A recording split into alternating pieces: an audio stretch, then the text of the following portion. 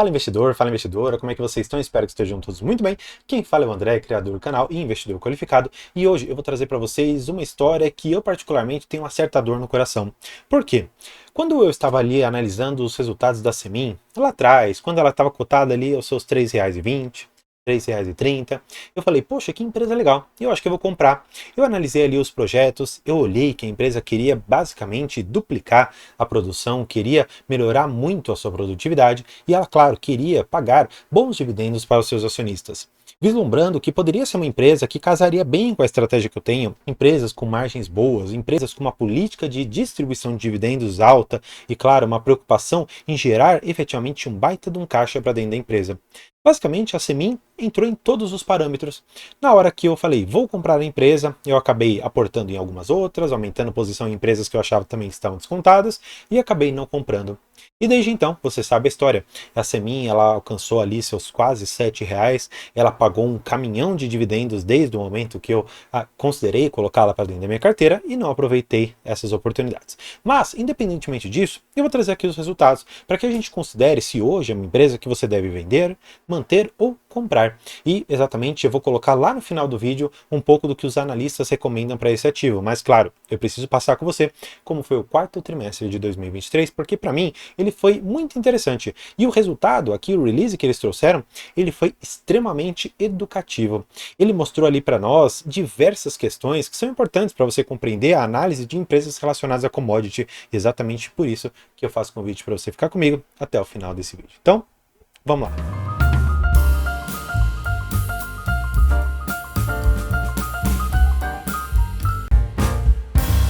Bem, para nós começarmos, eu vou trazer você aqui para o resultado geral, né, do quarto trimestre de 2023 e, claro, eu vou olhar para essas duas últimas colunas aqui para a gente ter um comparativo ano contra ano. Eu sempre gosto de analisar a empresa não como uma foto, não como um trimestre isolado, porque em um trimestre ela pode ter tido prejuízo e em outros tantos ter dado lucro por diversas razões. Eu gosto de olhar no ano para que a gente enxergue como que a empresa andou nesse tempo todo, tá bom? Olha só, que interessante. A empresa, apesar de o minério de ferro em valores menores, ela teve basicamente aqui uma lucratividade superior, ou seja, uma receita superior. E quando nós olhamos aqui para o resultado final, né, que seria o lucro neste período, nós saímos de praticamente 3 bilhões para 3 bilhões e meio de lucro líquido, ou seja, um aumento significativo na lucratividade da empresa.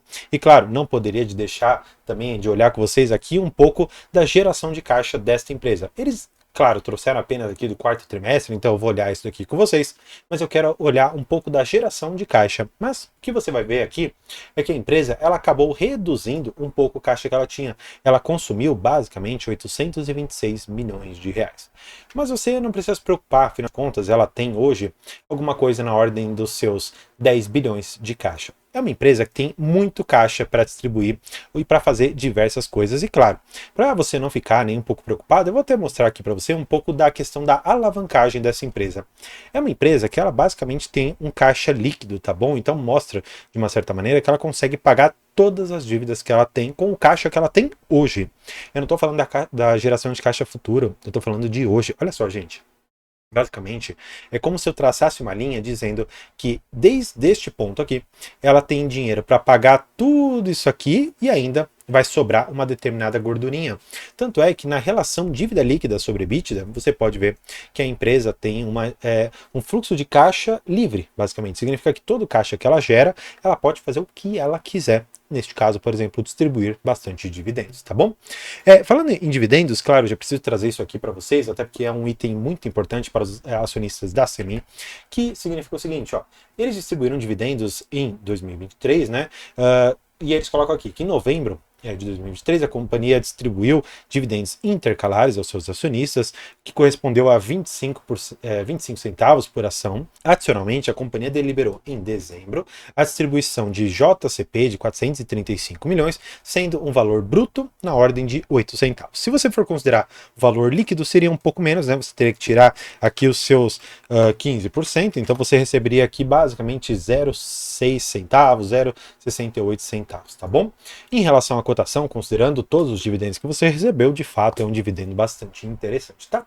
Só para a gente dar uma olhada, olha só, a empresa distribuiu em 2021, alguma coisa aqui de 46 centavos. Em 2022, distribuiu 92 centavos.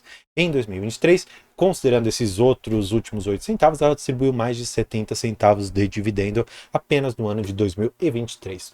Em relação à cotação que nós temos hoje, isso dá mais de 10%. Olhando aqui até mesmo por uma questão histórica, né, deles, o dividendo geral, ó, em 2022 chegou a pagar 22,5%. 2023, claro, vai ter um pouquinho a mais, porque de fato esses 8 centavos vão vir aqui para complementar, mas o que você precisa saber é que a empresa remunera muito bem o seu acionista. Só para a gente estabelecer uma relação inicial, olha só que interessante, né? Esse daqui é o gráfico do minério de ferro.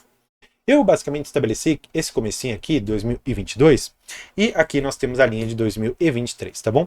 Se você for ver, no geral, 2023 teve um valor de minério de ferro menor do que 2022. Quando você vê aqui que o minério de ferro chegou mais ou menos nos seus 170 dólares a tonelada, ao passo que aqui nós chegamos no máximo, aqui uns 145, de fato há uma janela bastante alta de diferença entre um ano e outro.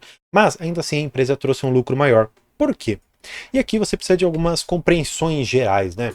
Basicamente, como que a empresa ela tem a forma de ganhar dinheiro. A commodity pode estar mais cara, e de fato isso vai ser importante. O dólar pode estar apreciado, ou seja, se você vendeu um produto que o dólar estava, por exemplo, a 4,90 e no outro momento o dólar estava a 5,30, no momento que está a 5,30 você vai conseguir ganhar mais. Você pode reduzir os seus custos e, finalmente, você pode aumentar o seu volume, porque se você produzir mais, consequentemente, mas não necessariamente, você acaba também trazendo uma lucratividade maior, desde que a sua empresa tenha boas margens, que é exatamente o caso aqui da Semin, tá bom? Então, vamos lá para a mensagem da administração, vamos ler muitas coisas interessantes aqui nos destaques operacionais e financeiros que eles trouxeram, tá bom? Então, olha só. Eles colocam uma questão da produção, isso aqui é muito importante. Por quê?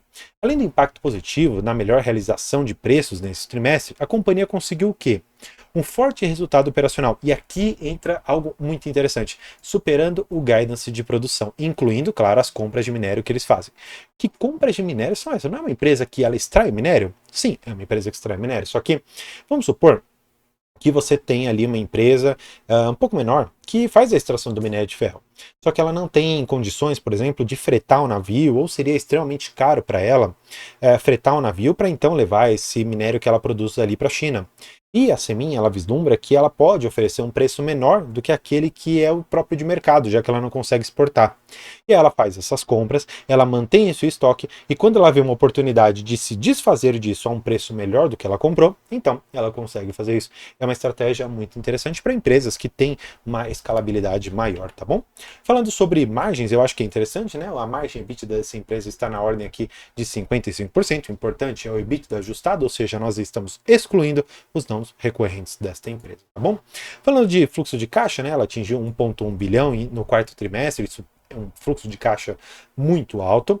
Além disso, ela coloca aqui um pouco do que ela pagou, né? 1,4 bilhão em dividendos neste período, ou seja, 2023, com uma dívida líquida, como nós conversamos, dívida líquida negativa, ou seja, tudo que ela tem em caixa, ela paga tudo de dívida que ela tem. E só para fazer uma referência aqui a algum dos colegas que nós temos lá no nosso grupo do WhatsApp, que inclusive é o segundo link aqui na descrição, nós temos ali alguns colegas que estão dentro de algumas mineradoras, talvez não da Semin, mas conhecem ali os meandros das mineradoras. E especialmente ali um ou dois colegas falam muito sobre o quanto que os caminhões e quanto que aquelas máquinas gigantescas dentro das mineradoras são importantes. E olha só, a Semin trouxe aqui que ela está em teste com 2 caminhões elétricos, certo? E eles trouxeram uma maior eficiência de produtividade e de custos. E eles colocam o seguinte, para 2024, mais 6 equipamentos elétricos, ou seja, mais 6 caminhões elétricos, serão testados na operação. Olha só que interessante, né? Aquela ideia de que, por exemplo, você não conseguiria substituir os veículos a combustão por veículos elétricos em grandes obras, em grandes extrações ali de commodities. É o caso aqui que a Semin está mostrando que é o contrário, que na verdade consegue-se e você tem uma eficiência de produtividade e de custos muito boa. Então, interessante, gostei dessa iniciativa aqui da Semin. Vou pular aqui algumas coisas porque eu deixei grifado diversos itens, eu leio todo o documento aqui para passar todas as informações com melhor qualidade para você, tá bom? O que eles colocam que eu acho que é interessante? Lembra que eu te falei que você consegue, de uma certa maneira, vender o seu produto num valor mais alto, como que isso deve ser feito, enfim. Eu tenho uma aula lá na nossa área de membros, você pode ficar à vontade, os membros VIP têm acesso para sempre a essas aulas que estão lá, vídeos exclusivos para você, que basicamente é uma aula que eu explico como analisar commodities. Eu vou até deixar o link aqui em cima para você dar uma olhada e, claro, se tiver interesse em assinar nossa área de membros, você será muito bem-vindo. E lá, ensinando como analisar commodities, eu explico um pouco dessa questão do preço médio que é feito baseado ali nas commodities. E então, eles trouxeram que no quarto trimestre aqui houve uma média de 128 dólares a tonelada, né, que eles colocam aqui o Platts. E o que você pode considerar como detrator, ou seja, como algo negativo para a empresa, ou seja, um aumento de custos. Como nós vimos, quando você tem um aumento de volume, um aumento de preço, um aumento de dólar, maravilha, você tem coisas boas. Agora, quando você tem um aumento nas despesas de produção, com pessoal, coisa assim do gênero, claro, respeitada ali as correções que você precisa nos salários, correção nos serviços das outras empresas e, claro, ganhos que as outras empresas e pessoas também precisam ter, você tem aqui um aumento bastante expressivo no frete marítimo. E ele coloca que houve um aumento de praticamente 23% em relação ao trimestre anterior. E ele justifica, porque ele coloca que houve um maior volume de exportação de bauxita na Guiné e desempenho mais forte nos períodos aqui de volumes de venda de ferro da Austrália e do Brasil. Então o frete aumentou porque mais pessoas estavam procurando, mais pessoas procurando e tendo uma capacidade limitada, você aumenta o preço para gerar uma maior lucratividade e consequentemente também ser mais seletivo naquelas empresas que vão ser fidelizadas ali para você. E de fato é uma estratégia que é difundida não só no frete marítimo, mas em todas as empresas que nós temos no mundo, tá bom? Seguindo aqui, né, vamos dar uma olhada no que mais. Aqui, gente, essa é a parte fundamental. Aqui eles deram uma aula para você de como compreender toda a questão envolvendo empresas relacionadas a commodity. Eu vou até fazer aqui alguns grifos com você que eu acho que vão valer bastante a pena. Olha só, basicamente nós temos uma linha assim, né? Vou até mudar aqui de cor, vou colocar aqui para você entender o desenho que eu vou fazer. Basicamente, gente, essa linha para cima aqui significa o valor da commodity, tá bom? E essa linha vermelha eu vou chamar de custos e aqui embaixo a gente pode chamar apenas de uma linha temporal, tá bom? Para a gente entender como que foi a lucratividade da empresa. Vamos supor que o valor da commodity estava aqui, por exemplo, em 80 dólares. E vamos supor que o custo da empresa para ela extrair o minério de ferro, colocar no navio e mandar embora, seja alguma coisa na ordem ali dos seus 30 dólares a tonelada, tá bom? E aqui no próprio valor da commodity também é o valor da tonelada. Vamos supor que eu consegui vender esse daqui a 80 dólares. Significa que tudo isso aqui é lucro e aqui para baixo eu estou falando de despesas. Se necessariamente, portanto, eu tenho 30 que é o valor da minha despesa, e eu tenho 80 que eu vendi no total, significa que este verdinho aqui corresponde a um lucro de 50 dólares por cada tonelada que eu vendo. É basicamente essa relação. E o que acontece? Como eu te falei, quando você aumenta volume, você consegue ganhar necessariamente ali na maior quantidade. Mas quando você, por exemplo, reduz a sua despesa, imagina só como que pode ser. Imagina que você reduz a sua despesa aqui para baixo, mais ou menos ali para seus 20 dólares a tonelada. Agora significa que você tem um novo patamar de lucro, mesmo vendendo a 80 dólares. Agora você vai ali para 60 dólares a tonelada que você vende. E aqui embaixo, no relatório, eles deixaram isso bastante claro. Olha só, você vai ter um indicador que se chama o C1. Basicamente, custo C1 é basicamente para você, o custo para você extrair o minério, e claro, aqui algumas vezes eles não computam o valor para você mandar esse minério para fora, tá bom? Mas olha só, o custo que eles estão estimando aqui para cada tonelada é de basicamente 22 dólares e 5 centavos. Então, se nós fizéssemos aquela linha lá, basicamente nós teríamos aqui que o vermelho seriam os 22,5. Só que eles colocaram basicamente que a receita unitária foi de 91 dólares e 37 centavos, significando que, além desses 22,5, eles tiveram uma linha aqui para cima de lucro que gerou 91 dólares e 37 centavos por tonelada, significando que isso daqui é lucro para dentro da empresa.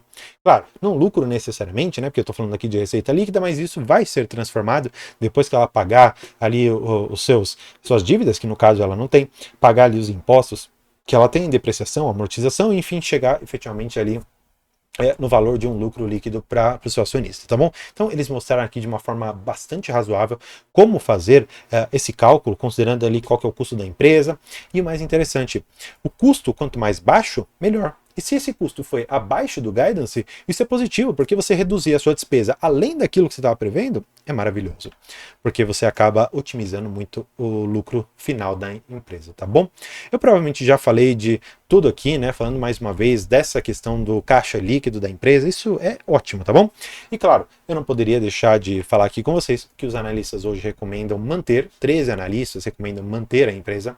O preço-alvo está na ordem de R$ 6,77 e a empresa hoje está cotada aqui nos seus basicamente R$ 6, tendo um pequeno upside de um pouco mais de 10, 11% ali a empresa teria de upside, certo? Claro, eu particularmente tenho uma história que eu comentei com vocês que é um pouco ruim. Não aproveitei diversos dividendos, não aproveitei essa valorização expressiva, mas quem sabe futuramente ela me dá uma nova possibilidade de eu entrar a bons preços na Semin e virar acionista de diversas pessoas que eu sei que de fato investem nessa empresa e colheram bons resultados. E claro, se você investe em Semin, deixa aqui embaixo para saber quantas ações você tem, se você recebeu dividendos, qual o seu preço teto, qual o seu preço médio também.